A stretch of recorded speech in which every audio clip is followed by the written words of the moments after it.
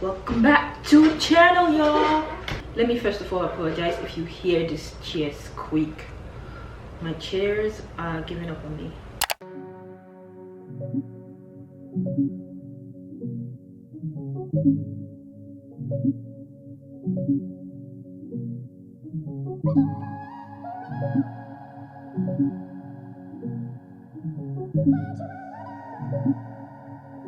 Hi beautiful people, hi my loves, hi, how are you guys? I try not to start my videos generically because like it's weird and it's kind of awkward, so forgive me. But how are you guys doing? I hope you guys are well. I hope you guys have been well, and I pray that if things are not going that great, that you find peace in Jesus Christ. I just finished my second semester in my master's program. My second semester was more challenging. It was a lot more work because first semester I came all la-di-da. I was having so much fun. I was just filled with gratitude. I was just happy to be here. I am still filled with gratitude and happy to be here. But my first semester, I was enjoying myself. I was having the time of my life. I didn't even feel like I was going to school. I was romanticizing everything. I was trying to do everything so it doesn't feel like work, and I had the luxury and privilege to do that, but now not so much because a lot of my lab work and experiments have started. So I am just cooped up in that engineering one building all day doing one lab work or the other, which I am so thankful for and so grateful for because I am in McGill. This is an answered prayer, so but I don't have the opportunity to say I want to go and study in a cafe, stuff like that. You get what I mean? And also I had this one course that I did this past semester, the second semester, that was like, it's a 3-credit course. That course took a lot of my time because while you're a 3-credit course and you are to do an assignment, and there was an assignment every week. The last time I had an assignment every week was like secondary school. Like, why are you giving me an assignment every single week? And the questions are like, what, 4 questions, but one question is gonna take me 2 days to even finish.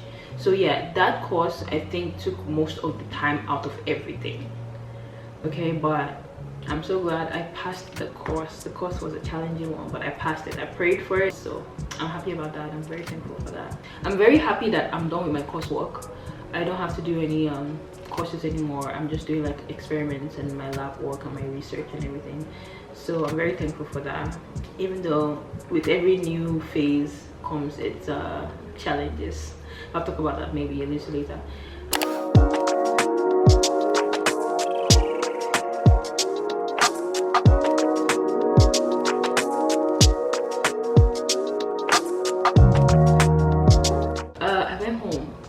I went back home to Nigeria. By now you guys have seen the 2 vlogs, both the wedding vlog and the Nigerian home visits. Somebody called it homecoming vlog. Stephanie called it that. Hi Steph. I went home for my brother's wedding and it was amazing. So first thing, because I've lived here for a while, I've lived here for a long time, I'm going back home. I could now see the difference in thinking, the difference in mentality much more, because now I'm in that environment. I am in Nigeria now, even though yes, I might have heard of it on my phone or whatever, but like now I'm in Nigeria, so I could see the difference in mentality. And I'm just like, why is everybody so angry? Why are you so angry all the time? Why you gotta be so aggressive? Like, who is fighting you? Who is chasing you? Who is pursuing you? And I understand. I speak from a place of privilege, and I am so thankful to God for that position that I am in. So I will forever be grateful. So coming from Canada, going back home, everyone just looked so tense, and I was taking Uber up and down because, you know, I was just enjoying. I was living like a queen in Nigeria, like a princess. I did not use my own money for anything. What's my own business? So my Uber drivers, the first Uber driver, that guy, I got into his car, and the guy was, and I was sweating a lot in Nigeria, and now my hair is cut, so like my hair is just like balls of sweat, like constantly. I got into this man's car, but I can't remember his name. I think it's Olusegun or Shegun or something, I can't remember. Into his car, and this guy was looking at, because I was sweating, he was like, that auntie, do you need, he was like, I'll soon put on the AC. He's like, okay, are you okay? Like, it's like he was genuinely concerned for me, but then at the same time I feel like he was intrigued by me. And then I was not like giving him eye contact or anything, because I was just I was like, I can tell that this guy is taken aback. So as we were driving, the guy was like, that see that, wow, that he's never seen you know, my kind of person in front of him before, like in reality, like this kind of people that he sees them on magazines and on shows and on TV, but like seeing someone like me in front of him, like, wow. I was like, thank you, because that's a compliment. I was like, thank you. But the guy just, he said like, he was like, forgive me, it's not, I'm not trying to, it's just, I'm just, you know, I'm shocked, I could tell. So, but it was amazing, and I really liked that guy. I was now talking to him, like really going back and forth, making a good conversation. See, I really liked my Uber drivers. Maybe only one was kind of quiet, but all my Uber drivers back home, I was talking to every one of them, and like interesting conversations. I really liked them. So, but this guy was my favorite. So we were just talking about life and stuff, and there's something he said. So I was like saying, oh, is it not more money? Oh yeah, he was canceling calls or canceling requests or something like that. I'm like, why is he canceling that? Is it not just more money for him? He was like, no, that he would take his time and, you know, drive me where I'm going to, everything. And he was like, it's not about money, that it's about doing something that you love, doing something that you enjoy, and he likes being on the road and everything. I was just like, anyway, we go back and forth. I just like that experience, because he took me, actually it wasn't when I was going to see Muna, it was when I was going to see TK. So another one was the day I went to see Muna. When we were done, it was kind of late, it was like 9-ish or almost 9, and where I live, nobody wanted to go there, because apparently, I don't know, the roads are kind of bad. Like the road is nice, they did up the road so well, but when you like get to the border of, because I kind of live in Nasarawa state, but anyways, when you get to the border, the roads become bad, and it's just Okada everywhere. Okada is like a bike, okay? So Uber drivers didn't want to go there. So my friend Mona, she was telling me that nobody will go, and then I was like, don't worry, the first person I'll call, I'll caress them, I'll like, you know, cajole them. So I get someone answers my my request, my Uber request. In Nigeria, they call you to confirm that they've picked it up. In Canada, no. In Nigeria, when the person picks up your request, they call you and say, hey, I've picked up your request. You know, I think that's nice. I think that's courteous. I like it. Anyways, so the guy calls me to confirm he picked up my ride, but then they'll kind of confirm, oh, where are you going to again? I mean, I put it in the map, but it's fine, I don't care. So I told him where I was going to, and he's like, you cannot go there, you cannot go there, like it's late. I say, why now? That you don't know what you're missing, oh, the blessings that you're going to receive, oh, that I'm like, riding with me is going to be one of the greatest experience of your life, that you're going to have a very good experience with me. Look at me cajoling Uber driver to drive me home. That's what was happening, and even my friend was there laughing at me, and the guy too was not laughing on the phone. I said, no, seriously, I'm not joking. What's your name? I think his name was Emmanuel. I had 3 Uber drivers that their names were Emmanuel, and it was later I realized Emmanuel means what? No, I know what Emmanuel is. Emmanuel means God with us. It was just later that I was like, Emmanuel, why did I have Emmanuel so much? And then I was like, Emmanuel means God with us. God is always with me. I think he was just trying to remind me that, baby girl, I've got you. I've got you. Even in the moment of your peak excitement, I am still with you. So anyways, God is good. I was, after finished cajoling this man said, okay, you picked the ride. I'm like, of course you picked the ride. I'm going to pick the ride. I finished doing all of this, and plus, like, Jesus is in me. There's no way you're not going to pick that ride. I know myself. Anyways, so the guy comes, and I go meet him, because where I was weird, so I had to go meet him somewhere. And then he was buying water. It was like a little kiosk for like drinks or whatever, refreshments. So he was like, oh, he doesn't have enough change. He was going to get change to like complete the money or something like that. I said, don't worry, I'll buy it for you. So I bought the water for him, and then I got in the car, and then he was like, wow. And then he was not laughing. He's like, that the person he was dropping off was also laughing, that like, that what's that he's never in his life had a client trying to, you know, convince him to pick them up. I'm like, no, see, it's getting late, and if you said no to me, how many Uber drivers will I have to go through? Some people might not even hear me out. And plus, like, you sounded like an amazing person. I'm like, let's do this, we can do this. He was not laughing, he was just talking. And then he was like, oh, I need to tell you about my first driver, or something about, okay, wait. So he was not like laughing and just saying that, oh, that where am I from, you know, just talking. But that was a nice thing. And then when I went home, that's when I didn't even know what I was counting, and then I gave him the money. Like, I knew I wanted to tip him, but I did not calculate it very well in my head, so I almost gave him twice the amount. But then he was like, this is too much money. And then I was like, oh, okay. And I'll just whatever. That was an amazing experience.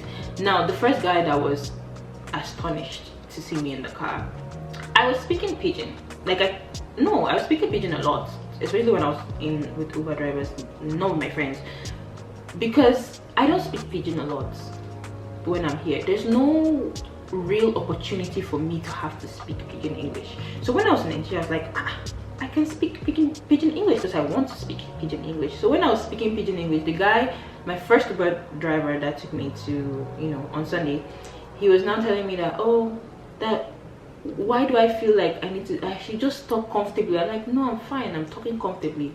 I just want to. He's like, is it because you don't trust me? I'm like, no, it's the other way around. I want you to trust me. I want you to know that I'm cool and chill. Anyway, I just wanted to say that. I don't know why.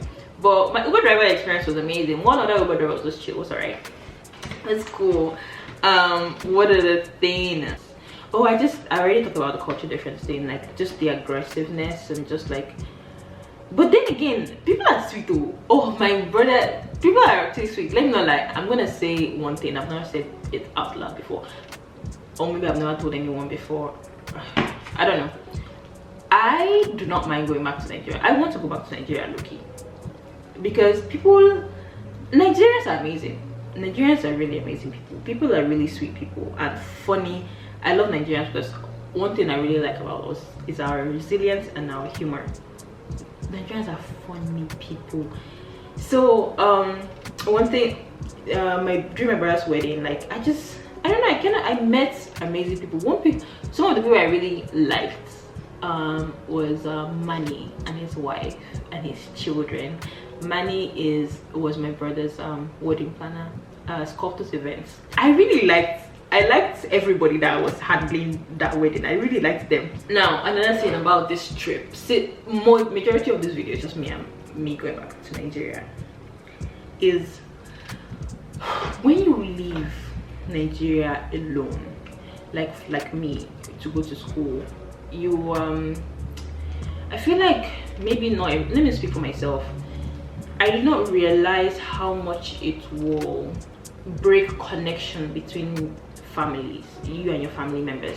Like when I went home, I just realized that I don't know my siblings that much, like my elder brothers, because you're far away and you're here, and yes, you talk on the phone, but it's not really the same as being in the same room with somebody and talking. So like when I was home and I was talking to my eldest brother, I was just loving it, so happy and just so grateful to God for this opportunity to be home, to, you know, be close with my family like that. Because like obviously when we grew up, when we were growing up, we're young and stuff, like we're stubborn and fighting, whatever. But now that we're adults, it's different. The relationship is different, and I don't have the experience, and that's something that makes me kind of feel sad, but it's okay.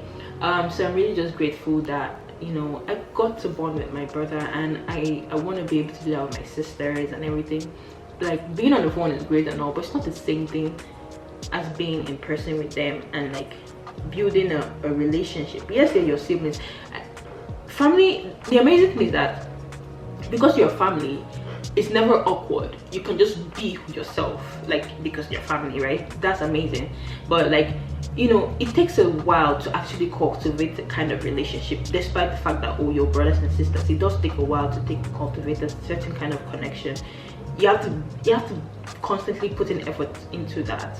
But family is important, man. And yeah.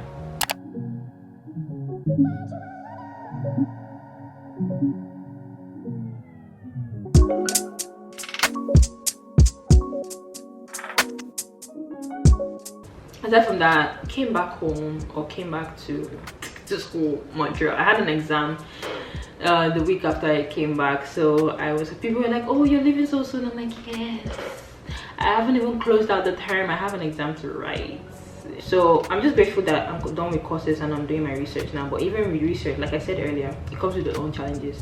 And tell me why there's just this bad thoughts in my mind of comparison. I don't like comparison, and I think I'm analyzing it, and I'm just like realizing that, okay, in my undergrad I was very school first, nothing else. I was very focused on school and dedicated to school, and it came at the cost of building relationships and having time for myself. Now I'm not doing it that way anymore. I am like, okay, God, I wanna do all these other things. I have other interests. I have social media that I do. I have this fashion things that I'm interested in, that I put time into, that I dedicate my time to. And also I'm also being a better friend and showing off for my friends. So, and also caring for myself and taking time to rest. You see, this resting, when you've been an overachiever for a long time, when you're resting, I don't know, for me, when I'm resting, I'm always thinking of the things that I could be doing, and I'm not fully resting. But it's important to rest and just be present and like taking the rest. I'm getting out of that and like that mentality. So now, because I'm seeing other people and seeing where they're at in their research, some people that, you know, we're in the same level and everything, I'm just like, am I not doing enough? But then I realized it's because I'm not neglecting myself anymore, and I'm not like neglecting my relationships anymore, and I'm also giving time for all the things that I love in my life. School cannot be my be all and end all. So Jesus and I are walking in that, okay? And the whole point is that to just focus and look at Jesus and just keep looking at Jesus. Just keep my eyes. I keep my eyes on you. But yeah, just keeping my eyes focused on Jesus, because comparison is the thing of the devil. Because it's all negative. It just makes you feel lower, less than, inadequate, insufficient, slow. That ain't good feelings. So obviously comparison is not good. So yeah, but the Holy Spirit is doing his wonderful work in me, and I'm thankful for that. Just constantly like submitting all my thoughts to God, and just constantly, so, and it just works. It literally works all the time. And then there's sometimes I want to worry about something. You see, worry, I used to be a worrier.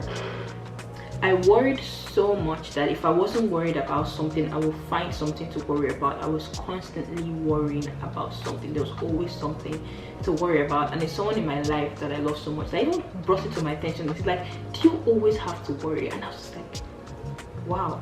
And the sad thing is that I used to think that if I didn't worry, I would forget the things that I needed to do. So I felt like I needed to worry so that I remember, or worry to keep the thing relevant. And it sounds so skewed in my head now. It sounds so sad. Like, why? There was a time in my life, I remember this time so much, because like I was driving back when I was in New Brunswick. I was driving, and I know something was on my mind that was bothering me, and I was sad about, and it was a problem that I was thinking about and overthinking about. And for a split second, I was listening to music, obviously, in the car, and I got happy. I was like, so I got happy.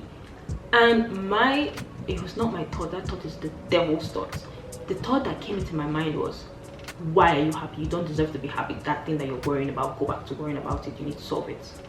Can you imagine?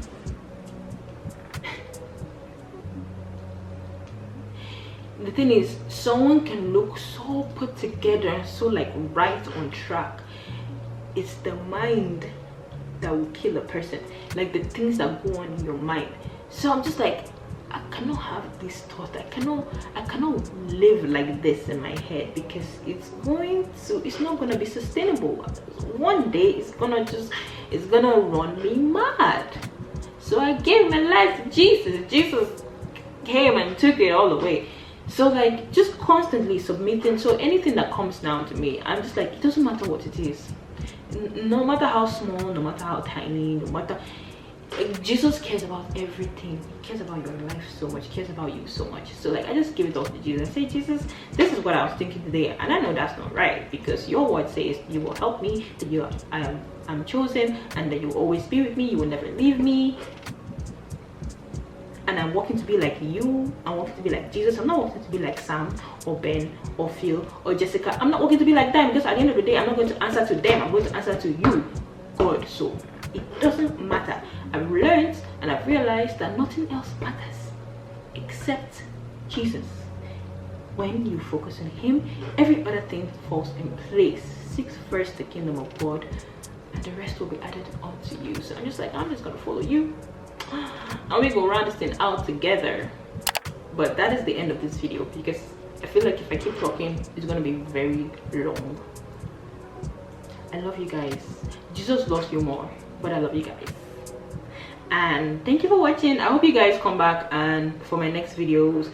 Subscribe to my channel and share this video. Sharing is very important, because it spreads the good news. Okay, I'm not going to grow if the same people are watching my stuff all the time. I need new faces. I need new beautiful people. So please share my videos. Okay, tell that friend. You that you're enjoying it now, did you tell the person that is next to you? No. So tell them before you leave work today. Tell the person at the door, tell the person before the exit that, hey, check my friend out, check this girl out, her name is Chime on YouTube. Okay, I love you guys. I'll see you in my next video. Bye.